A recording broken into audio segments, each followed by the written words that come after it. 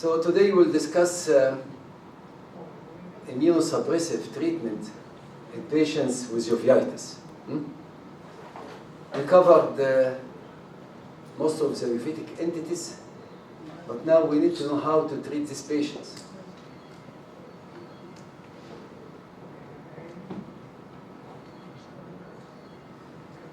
As we already discussed several times, that uveitis is a leading cause of visual impairment.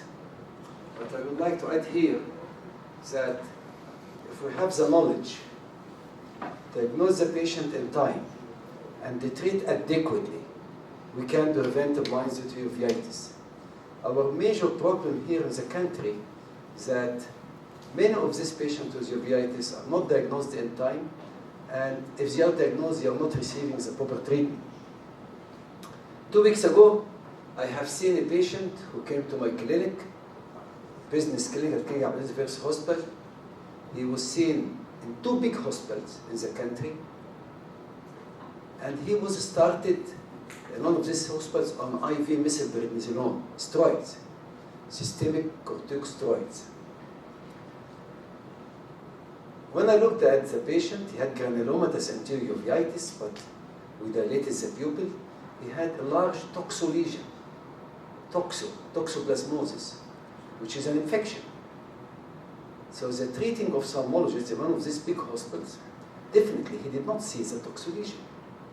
Because if you give a patient with an infectious uveitis immunosuppressive therapy alone, you will induce a disaster. This is an important message in this lecture, that before you give a patient immunosuppressive treatment, you have to do all your efforts to rule out an infectious etiology. Because if the patient had an infectious etiology such as tuberculosis, you can give steroids, but after full coverage with anti-tuberculosis treatment. And the patient with toxo, retinitis, you can give steroids, but for 48 hours after full coverage with anti-toxo medication. This is the point. So we have to know that uveitis can be non-infectious or infectious, which is very important. It doesn't matter if you delay the treatment for 1 or 2 days until you rule out an infectious etiology before you start immunosuppressive therapy. You should first, before you start immunosuppressive therapy, to rule out an infectious etiology. Corticosteroids are important. Why corticosteroids are still important, although we know that they have serious side effects? Because corticosteroids have the advantage that they act very fast. And if you have a fire in the eye, so you need corticosteroids to suppress this fire as soon as possible.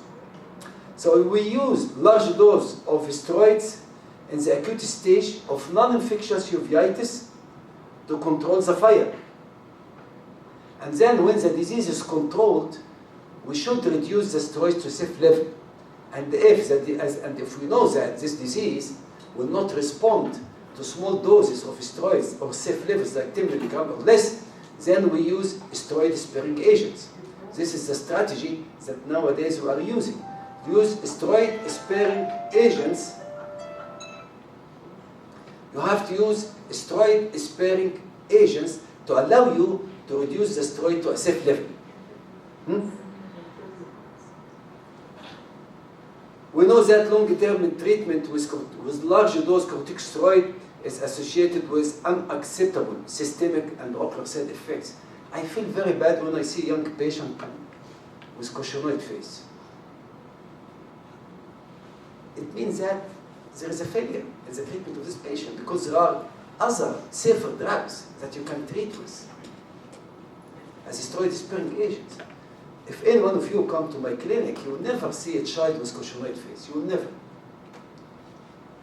So in cases that corticosteroids at a safe level are not enough to control inflammation, and we have many of these conditions like Vogt-Honeck Harada, like Behçet, and so on, then you have to have a steroid-sparing agent as immunomodulatory agents.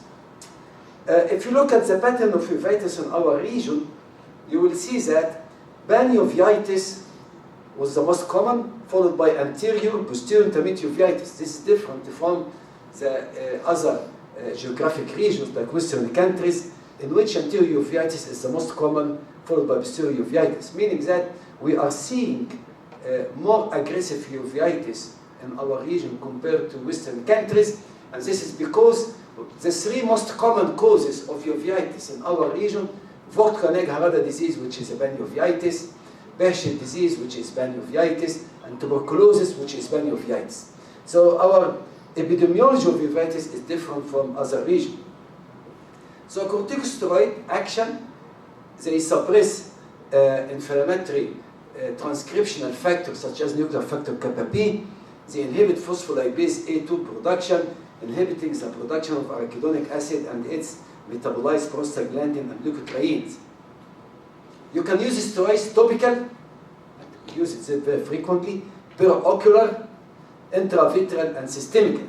The systemic dose of oral prednisone that we use is 1 milligram per kg body weight, and in severe cases like Vogt-Koenig-Harada disease in the acute uveitic phase, we use intravenous pulse steroid methylprednisolone, 1 gram for adults daily for 3 doses. Now we give it for 5 doses.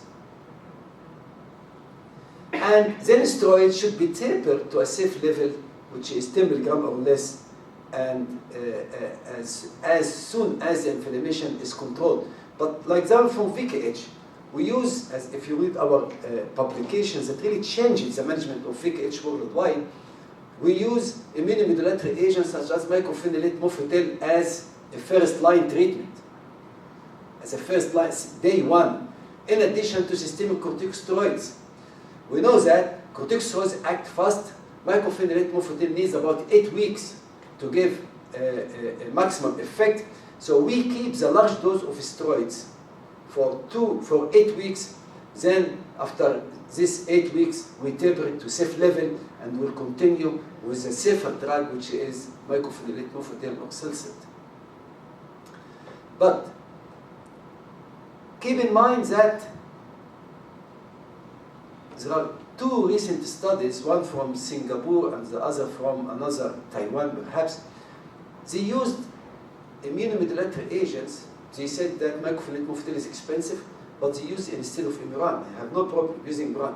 But they used it 3 months after starting the treatment. There's no reason to do this.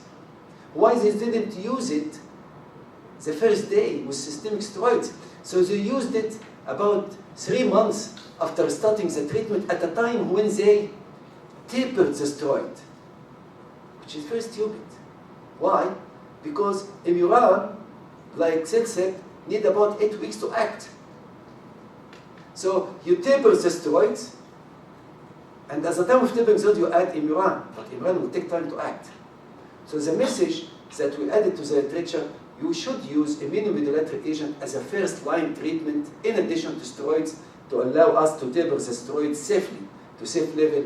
And if you look at our literature, you will see that the patients achieve 10 milligram or less prednisone after a meal of about 4 months. The side effects are many.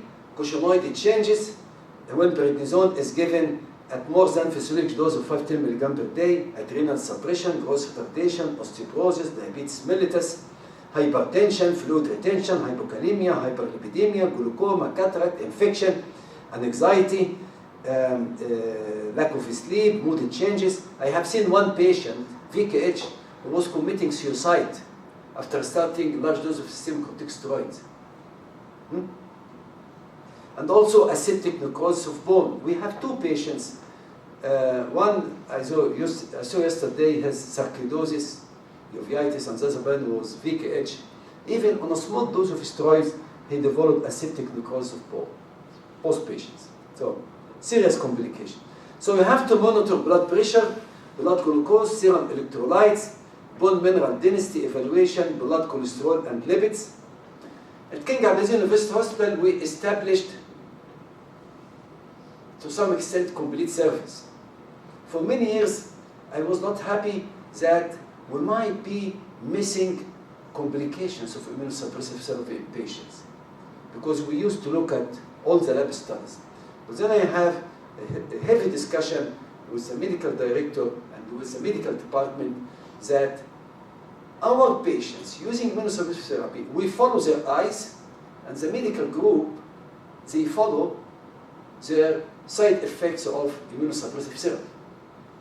And since that time, alhamdulillah, I'm relaxed. We don't see major complications, because frequently the medical doctor call me and said, okay, your patient on CellCept, but the patient is having low leukocytic count. Then we discuss. We need to lower CellCept or to find an alternative, and so on.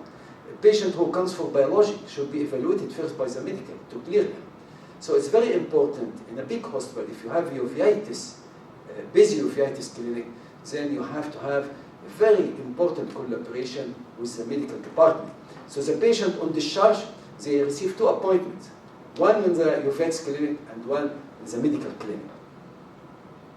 Patients with steroids, you have to give them supplement with calcium and vitamin D and anti-resorptive agents if the patient develops osteoporosis, and prolonged systemic steroids should be avoided, especially in children, because it can cause growth retardation. Now we can use, in the past we were using intravitreal triamcinolone for patients with resistant macular edema, uveitic edema, formula 0.1 ml. We are not using this anymore because we had some problems with inflammation, inflammatory action after injection of triamcinolone. And of course the complication of cataract and against occupation. The other way to deliver intravitreal steroids was fluocinolone acetonide sustained drug delivery intravitreal implant called Reticert. This delivers fluocinolone acetonide over like 30 months. It is not very popular anymore because it's an implant. To insert it, you need to do surgery. So you need to make an incision at the buccal plana to insert the implant and then suture it and so on. And to remove it, you need to do another surgery. So you will not hear about it anymore.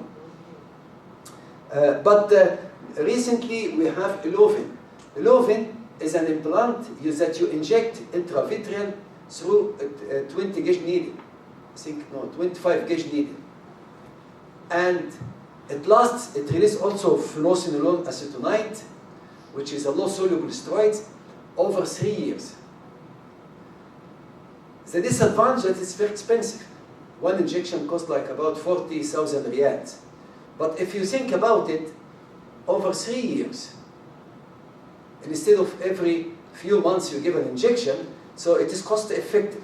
And we use it only in very selected cases that are resistant to Ozurdex and also anti-VEGF agents like diabetic macular edema. So Elovin is a very important modality for treatment in selected cases that are resistant. Ozurdex, when the company produced Ozurdex, they told the people that it acts for 6 months. It's dexamethasone implant. However, we know now it acts only for 2 to 3 months.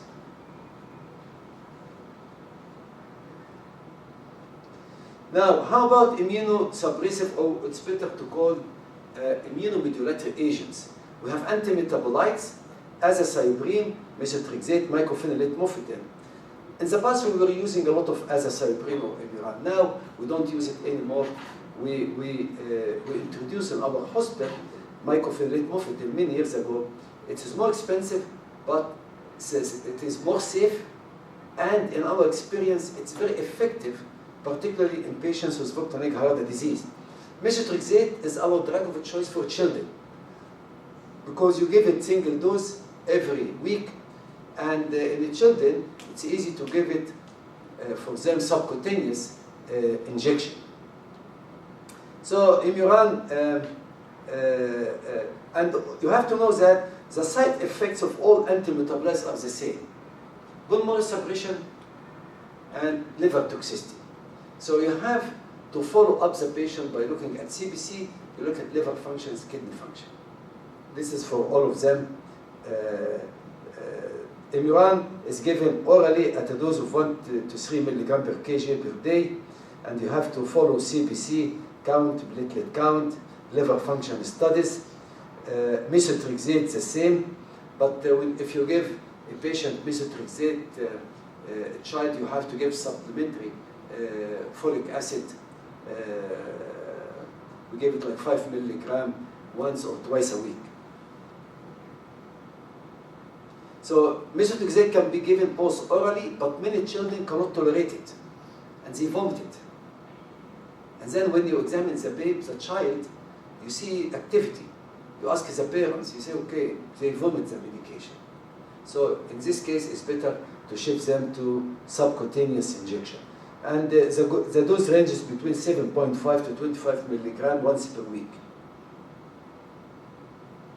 Mycophenolate mofetil is the drug of choice in adults as an immunomodulatory agent.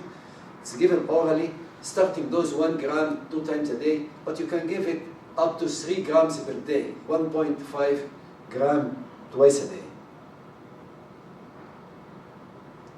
The same side effects as all other antimetabolites.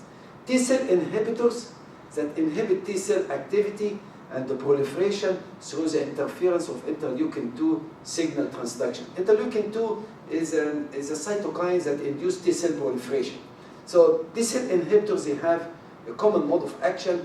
They suppress interleukin-2 production, so they suppress proliferation of T-cells. So these are known as T-cell inhibitors. Cyclosporin, tacrolimus, and rapamycin.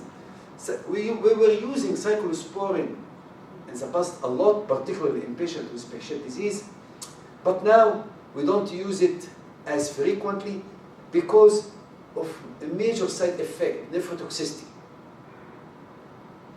Nephrotoxicity.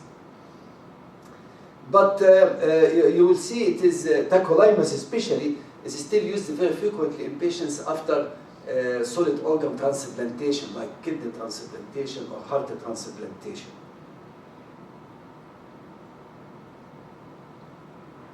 So as I said, cyclosporin inhibits T lymphocyte proliferation by blocking interleukin-2 production. The starting dose in our patients that we used to use 5 milligram per kg body weight given in 2 divided doses.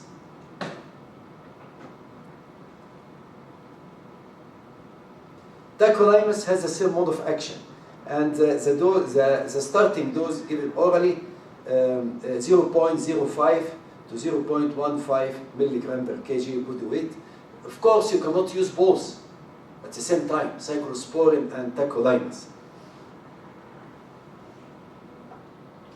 Alkylating agent like cyclophosphamide, chlorambucil, I'm just mentioning them to tell you that these were very effective drugs, but unacceptable range of complications. So don't use it anymore. In uveitis, you will not hear about cyclophosphamide and chlorambucil after the availability of biologics. Now, how about biologic agents? In the rest of the lecture, I'm going to discuss with you biologic agents because nowadays this is the trend. And these are the drugs that allow us to save the vision of many patients. Otherwise, they were becoming blind, particularly Behçet disease. So biologic agents, these are a class of drugs that are designed based on molecular understanding of the immune system. Why, for example, we are using anti-TNF-alpha agents? Because we now have better understanding of the role of this pro-inflammatory cytokine 2 glucose factor alpha. That it is a major pro-inflammatory cytokine. It induces all other cytokines. This is the cytokines that induce most of other cytokines, most of other chemokines, most of adhesion molecules. So it plays a major role in the immune system. That's why blocking it allowed us to control many diseases, as we shall discuss. So these are a class of so you have to understand the molecular pathways of different uveitic entities. For sure, a biologic that will act on Behçet is not necessarily to control leakage. And that we shall discuss this later. You have to understand the immune response in each of these uveitic entities. So these biologic agents can be cytokines, because we know that there are cytokines like interleukin-10, which are down-regulatory cytokines that control inflammation. It can be monoclonal antibodies against inflammatory mediator, against cytokines, chemokines, or against the receptors, as we shall discuss. Nowadays, we know that biologic agents are more superior to conventional immunosuppressive agents, particularly in diseases such as Behçet disease. And the development of this biologic was a revolution in the management of resistant cases of uveitis.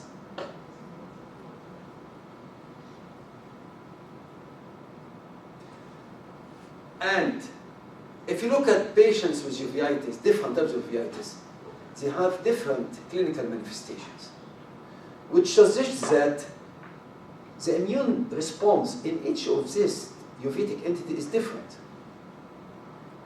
In fact, people talk about uveitis as one disease, which is wrong. Each of these diseases has its own pathway of inflammation. That means that we have to be selective in the use of these biologics. So biologic is a medication which is manufactured by recombinant DNA technology and is designed to be effective based on a molecular understanding of disease pathogenesis. It is likely that differences in pathogenesis also mean differences in therapeutic response. We know that pathogenesis of VKH is different from Behçet. So the response of these two diseases will be different to the same biologic. So a biologic which is effective for Behçet disease might not be effective to treat VKH disease. I'm going to show you examples. Like this example, this is the clinical phenotype of HLB27. This is acute, recurrent, non-granulomatous anterior uveitis, so severe that you see a lot of fibrous reactions in the chamber. So this is different from Behçet.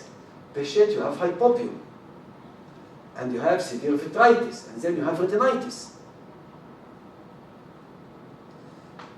This patient also had very aggressive retinitis. Fluorescein angiography is different. Diffuse vascular leakage involving capillaries. Everything is leaking.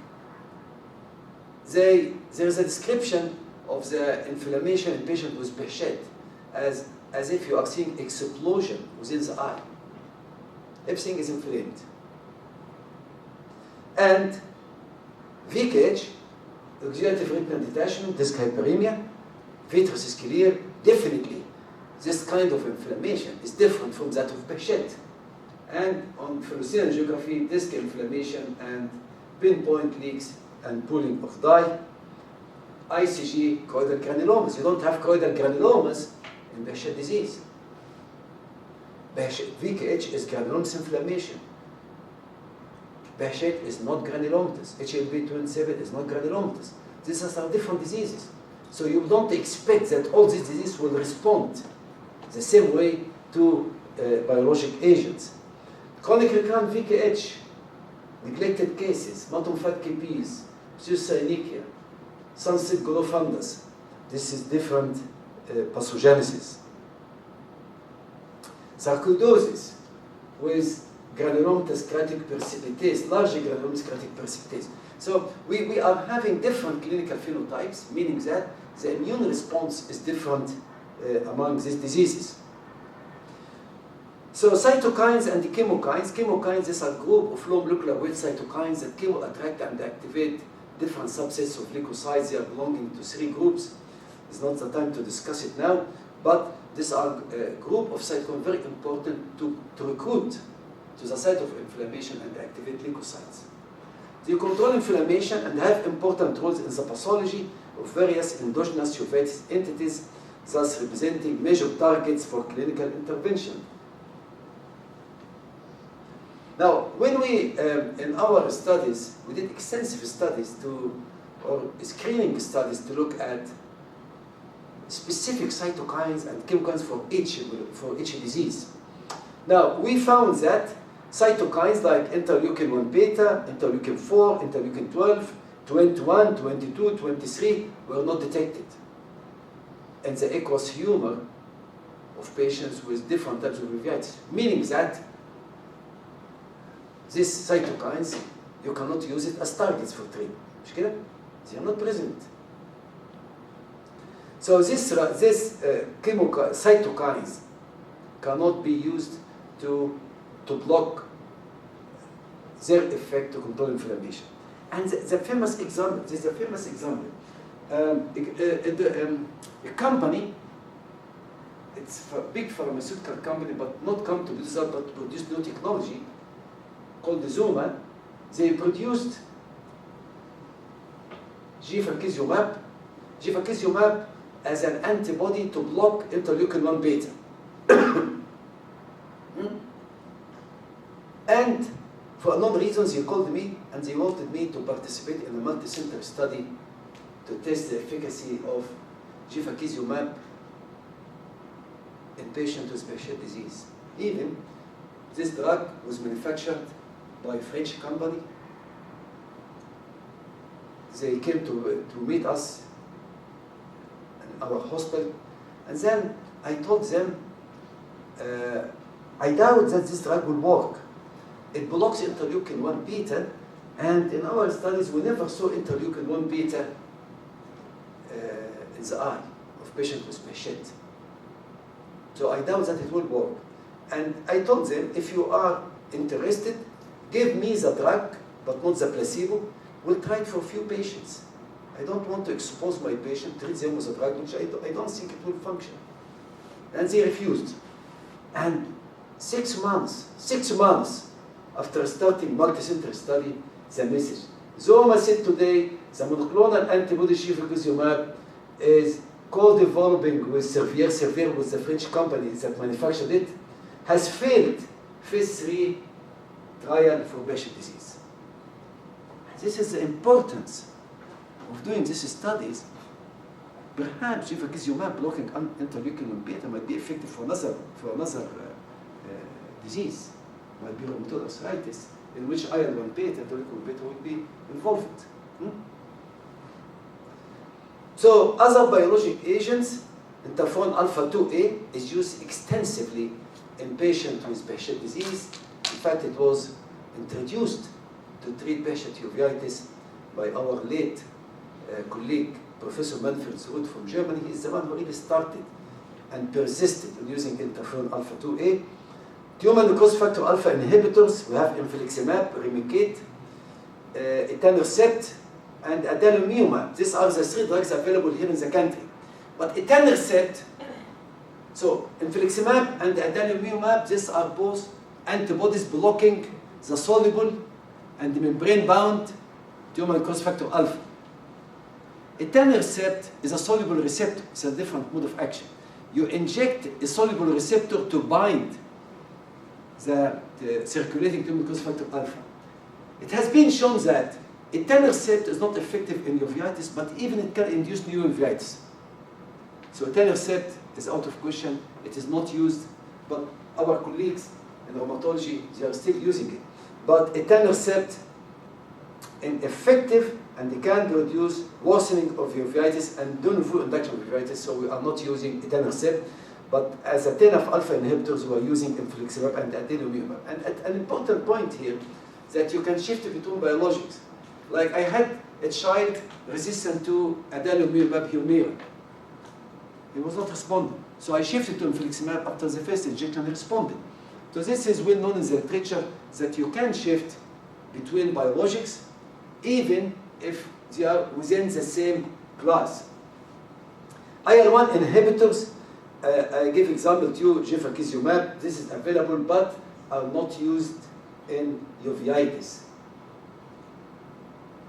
Tocilizumab, it blocks interleukin-6 signal transduction by inhibiting IL-6. IL-6 is another important pro-inflammatory cytokine that control T and B cells. So tocilizumab blocks interleukin-6 by blocking the binding to its transmembrane and soluble receptors. So the interleukin-6 receptor axis might be a target pathway for treatment of HLB27, uveitis, and Behçet disease. Again, this came from our paper we published in 2016 in Investigation of Visual Science that interleukin-6 was particularly elevated in patients with Behçet and HLB27. We'll see. Regarding tocilizumab, several studies showed its efficacy in rheumatoid arthritis and in other systemic autoimmune diseases. And few studies showed its efficacy in patients with non-infectious uveitis resistant to conventional treatment. Other biologics that we are using in our hospital is rituximab. Rituximab is a monoclonal antibody directed against CD20. CD20 is a marker for B cells. So rituximab depletes B lymphocytes. We now know that B lymphocytes are heavily involved in the pathogen of autoimmune diseases. It wasn't the puzzle that it is only T cells. No, B cells perhaps are more important. They act as antigen-presenting cells. They produce cytokines. They produce chemokines. They serve many functions at the afferent limb of the immune response.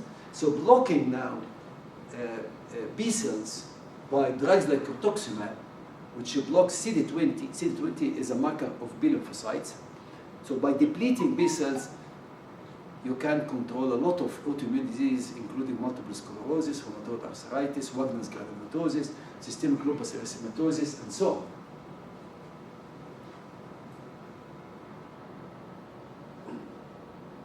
So looking at our studies, when we examine the aqueous humor samples for tumor necrosis factor alpha, we found that in all patients, if you combine all patients with uveitis compared to control, there was very strong upregulation of tumor necrosis factor alpha in the aqueous humor. Then we look at uveitic entities separately. Then this is a paper that we published in Ocular Immunology and Inflammation. Then you will see here, Behçet disease, they have, and HLB27, they have the highest levels of TNF-alpha. And sarcoidosis and VKH as granulomatous diseases, low levels. So which means that anti-TNF-alpha agent should be most effective for patients with Behçet disease and HLB27. In fact, we tried infliximab a few times in resistant VKH cases without any response. So infliximab is a chimeric mouse human monoclonal antibody. Chimeric means that part of the molecule is of mouse origin. So it means that it can induce anaphylactic reaction in some patients. It neutralizes both the soluble and membrane-bound TNF-alpha and inhibits the broad range of biologic activities of tumor necrosis factor alpha. It's given intravenous infusion, 5 milligram per kg body weight, but you can give it up to 8 milligram per kg body weight, and you give it to week 0, then another second injection after 2 weeks, the third injection 4 weeks after the second injection, and you give it every 6 to 8 weeks. So the patient needs admission to receive the intravenous infusion. The side effects, the most important, and it's nightmare for us, that it can induce tuberculosis. So you have to be very careful. You have to, before you start infliximab, طالع أنا في كشف المحاضرة، خلينا أكلمك بعدين لما أخلص. مع السلامة. So before you start infliximab, you have to make sure that the patient does not have latent tuberculosis. You have to do BBD skin test. You have to be examined. The results very carefully. I do it by myself. We look carefully for induration. If it is positive, then you have to give prophylactic treatment with IMH. Other infections can happen as a complication in addition to, and years ago we published the largest series.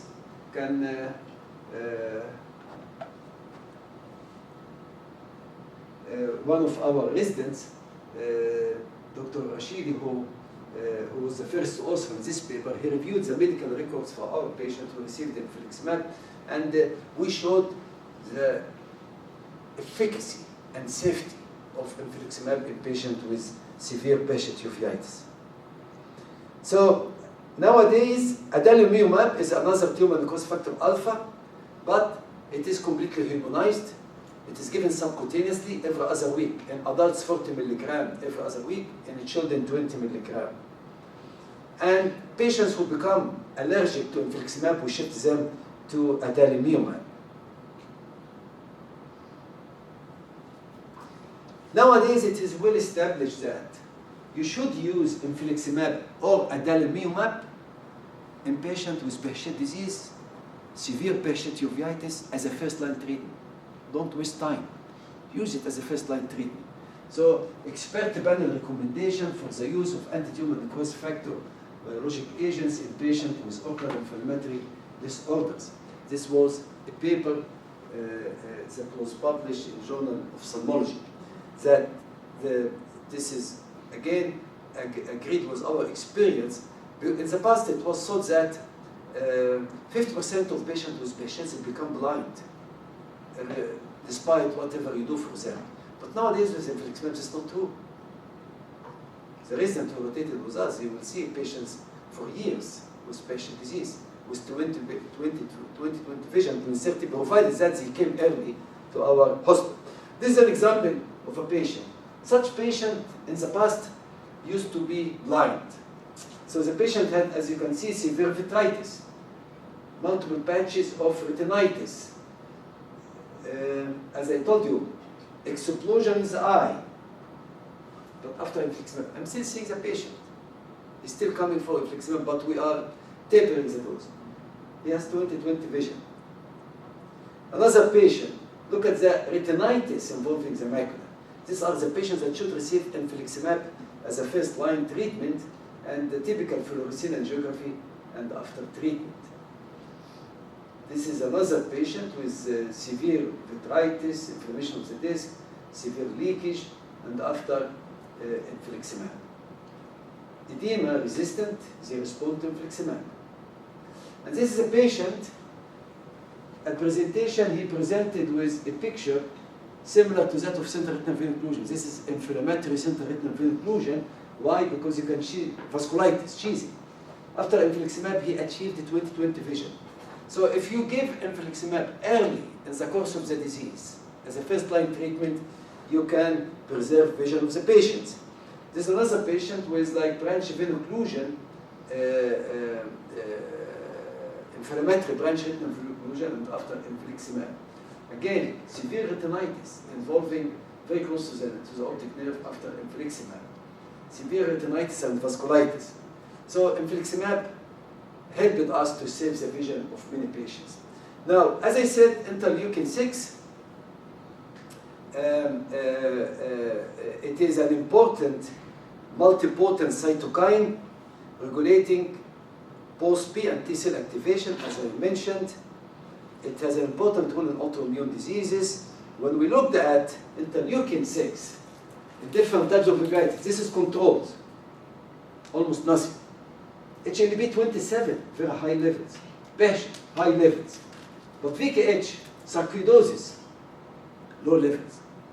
Which means that interleukin-6, as a pro-inflammatory cytokine, is like TNF-alpha, is playing an important role in HLB27 and Behçet. And then if you want to treat with tocilizumab that blocks interleukin-6 receptor signaling pathway, then you can use it for Behçet and HLB27. We used it for only one patient with Behçet, but efficacy is much less than infliximab.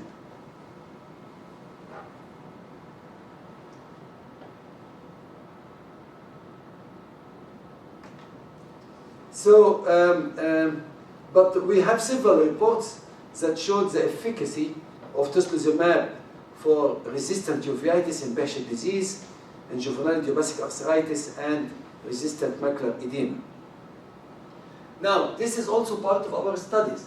We looked at chemokines that act specifically on B cells, that chemo attract and activate B cells, because I told you, B lymphocytes are playing a major role in autoimmune inflammation. So, and to make it simple, I'll go to the to this one. One of these important chemokines that chemo-attract and activate B cells called CXCL13, and it acts on one single receptor called CXCR5. So it acts mainly on B cells, activate and attract B cells. Now looking here at, this is VKH, right? VKH, yellow. So the levels of VKH are very high. It's not existing in controls. In BASH it's very low, HLB27 very low, and sarcoidosis is low. And this has started our story.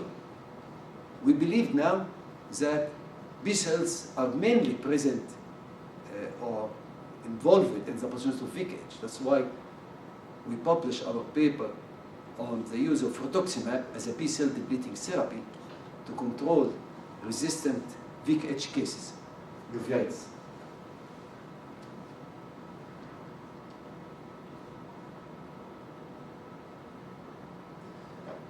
And an interesting case that I saw in consultation was Dr. Ahmed Belushi.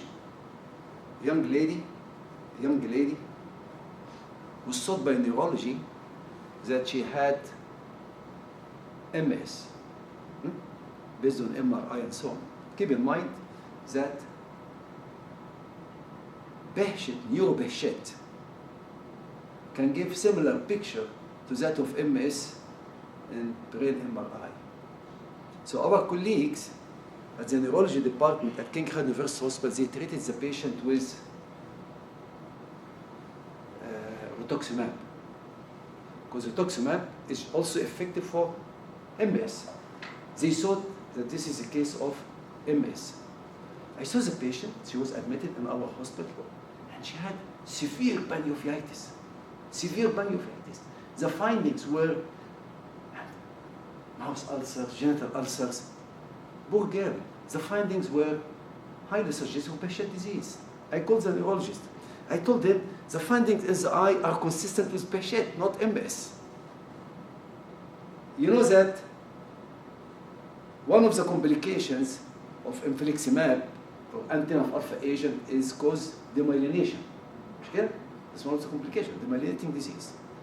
So you cannot use anti-alpha agent for patients with MS.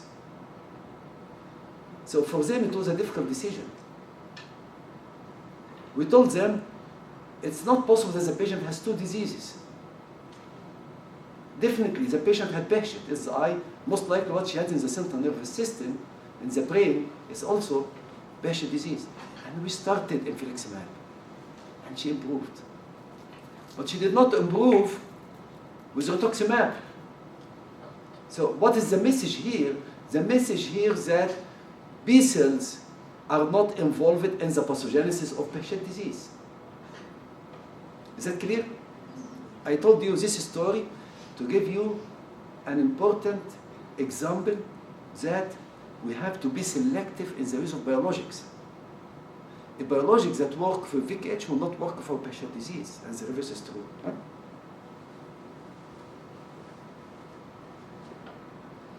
So, in addition, as I discussed last week, we have another evidence from sympathetic ophthalmia pathology, which is very similar to that of VKH.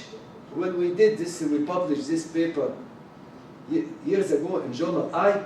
This is staining of the choroid for T cells, T lymphocytes, CD4 antibody, and this is staining for by CD20. It's a marker for B cells.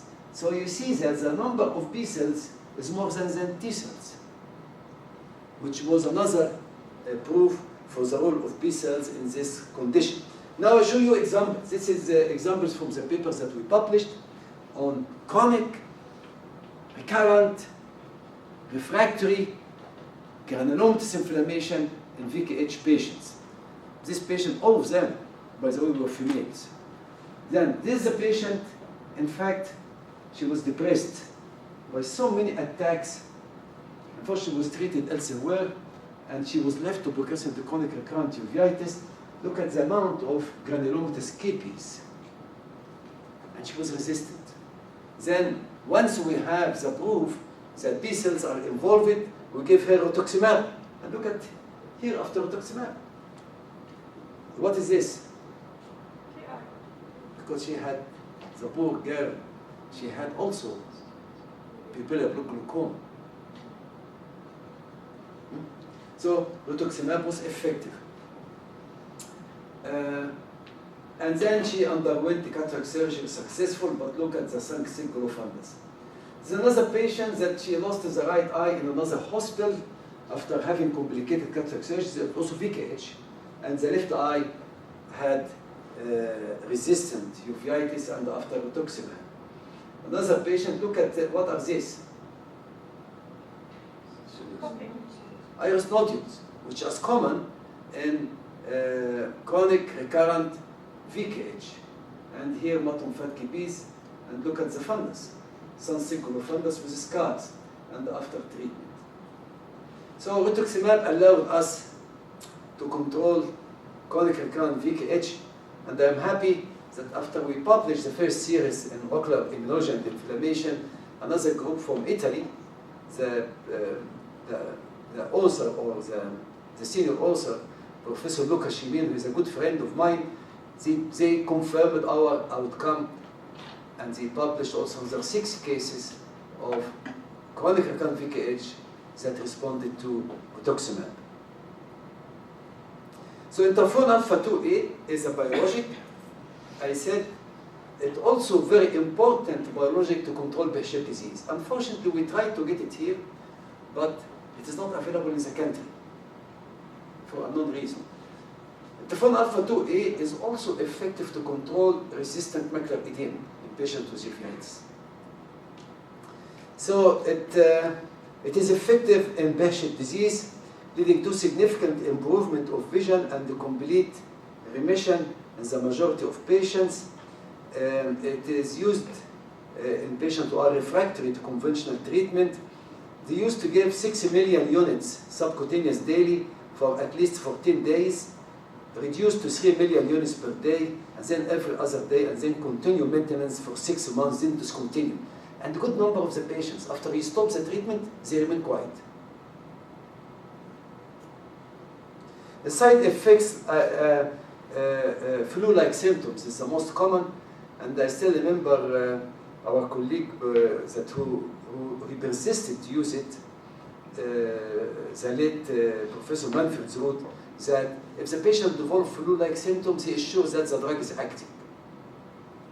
It's a sign that the patient will respond. Now, how will you approach a patient? You have, first of all, to exclude infection or malignancy. As I said, you cannot use immunosuppressive therapy alone until you exclude infection. It doesn't matter if you delay the treatment 2-3 days until you make sure that to do all the workup to rule out infections before you start immunosuppressive therapy. If a patient has toxoplasmosis, it's an infection, then you can give antimicrobial agents, and 48 hours later you add steroids. If the patient needs steroids, if the lesion is close to the optic nerve or the macula. Early and aggressive anti-inflammatory therapy to suppress inflammation maximum. You should control the inflammation as soon as possible. Steroids are effective to control the inflammation quickly because other immunomodulatory agents need time to act. That's why we combine the steroids with immunomodulatory agents such as Celsate as a first-line treatment. Chronic use of a large dose of steroids is associated with unacceptable side effects. So you should not do this.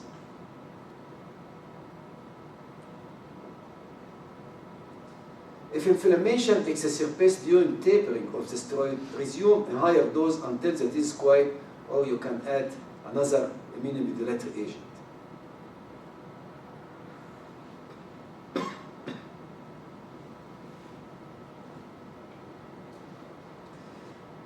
Now, very few words about the children.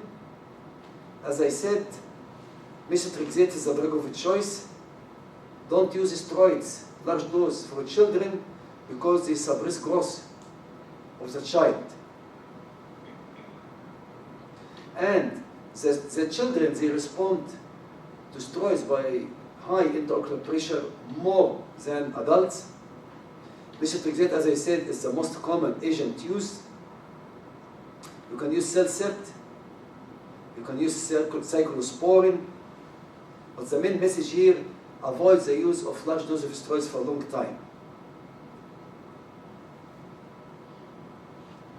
Now, during, if a child is using immunosuppressive therapy, you should inform the pediatrician that they should not receive live vaccine while they are on immunosuppressive therapy. Pregnancy, if you have, and frequently we see this, if you have a VKH patient who is pregnant, the safest two drugs that you can use for pregnant women are steroids and cyclosporin. You cannot use Cellcept because Cellcept is teratogenic. So the safest drugs that you can use in pregnancy are steroids and cyclosporin. There's an article written about this. I wrote it with Professor Dennis Wickfield from Australia on immunosuppressive therapy in uveitis during pregnancy. So if you are interested, you can read. So thank you very much for your attention. I'm seeing Dr. Attaf is here for his lecture. Do you have any question?